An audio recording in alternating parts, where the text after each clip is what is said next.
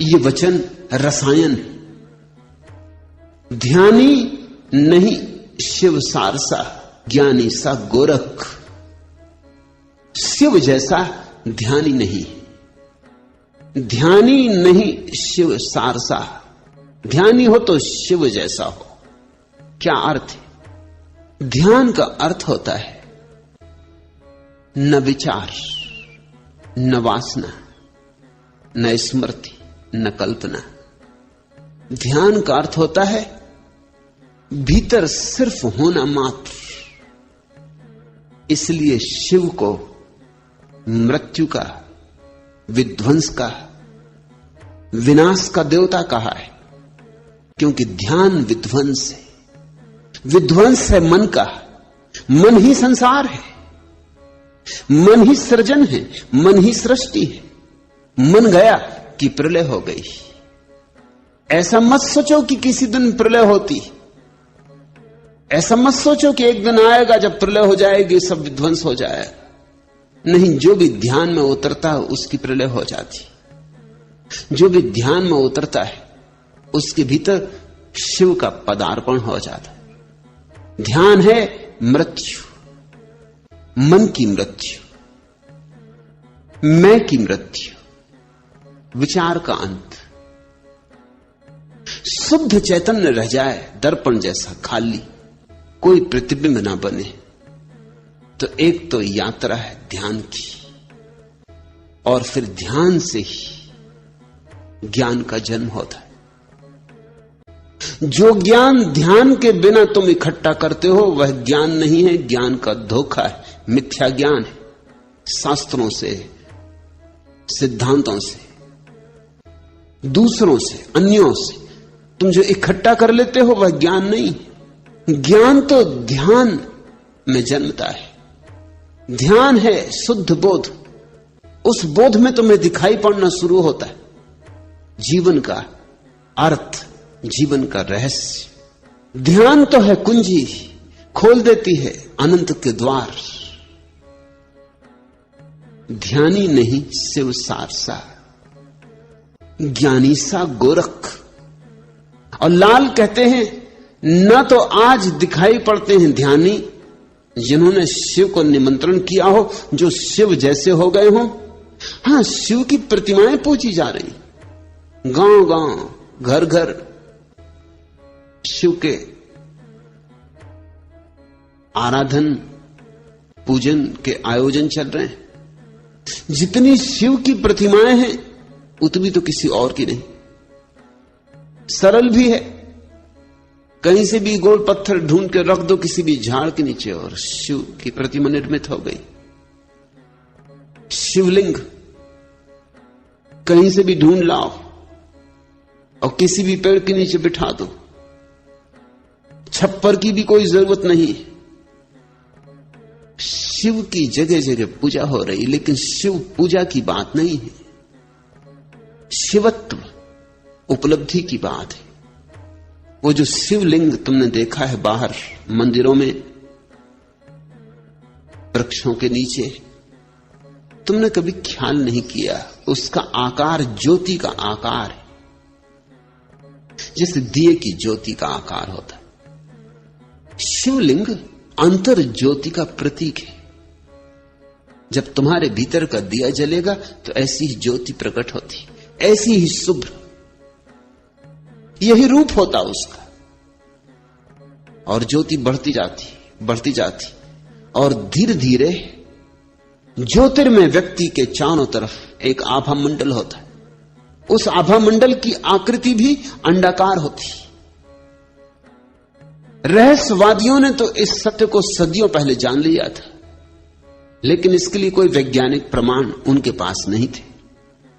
लेकिन अभी रूस में एक बड़ा वैज्ञानिक प्रयोग चल रहा, क्रिलियन फोटोग्राफी।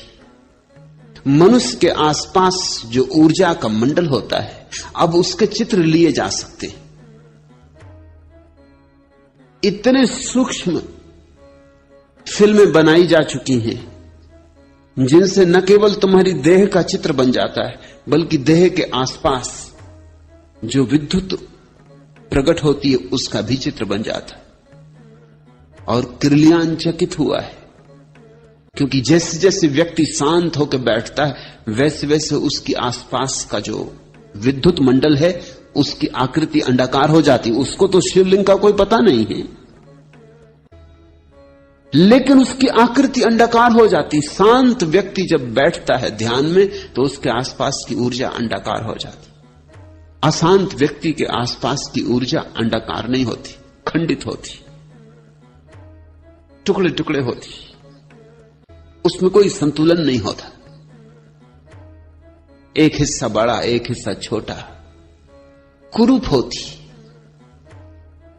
शिवलिंग ध्यान का प्रतीक है, वो ध्यान की आखिरी गहरी अवस्था का प्रतीक है। और जिसने ध्यान जाना हो उसके ही भीतर गोरख जैसा ज्ञान पैदा होता है।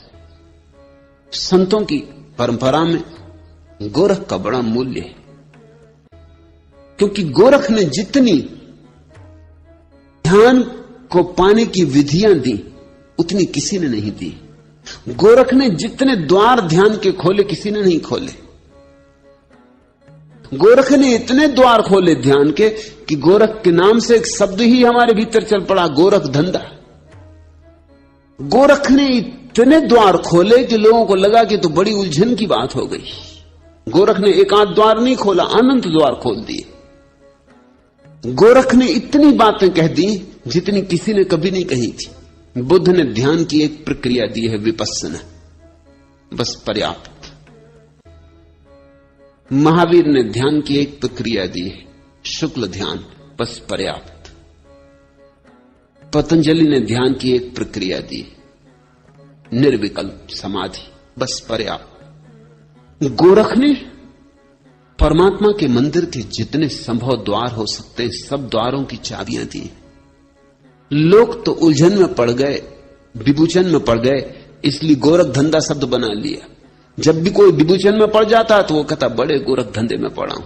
तुम्हें भूल ही गया कि गोरख शब्द कहां से आता, गोरखनाथ से आता है। गोरखनाथ अद्भुत व्यक्ति है, उनकी गणना उन थोड़े से लोगों में होनी चाहिए। कृष्ण, बुद्ध, महावीर, पतंजलि, गोरख, बस इन थोड़े से लोगों में ही उनकी गिनती हो सकती है। वो उन परम शिखरों में से एक है। लाल कहते हैं गोरख सा ज्ञानी नहीं हुआ, क्योंकि गोरख ने जिस भांति अपने को मिटाया।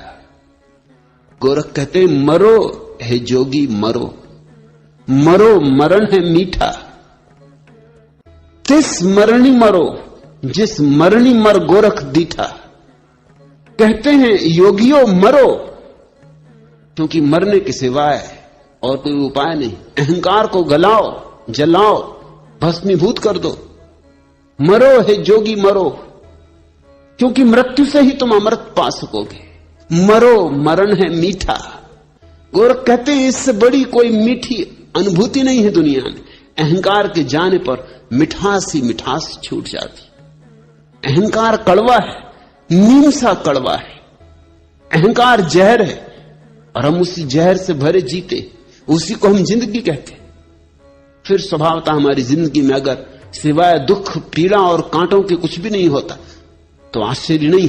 फिर अगर हमारा जीवन एक नर्क की कथा ही होती तो कुछ आश्चर्य नहीं। गोरख कहते हैं मरो मरण है मीठा। काश तुम मर सको तो तुम इस जगत के अपूर्व मिठास को उपलब्ध हो जाओ, मगर मरने की कला है।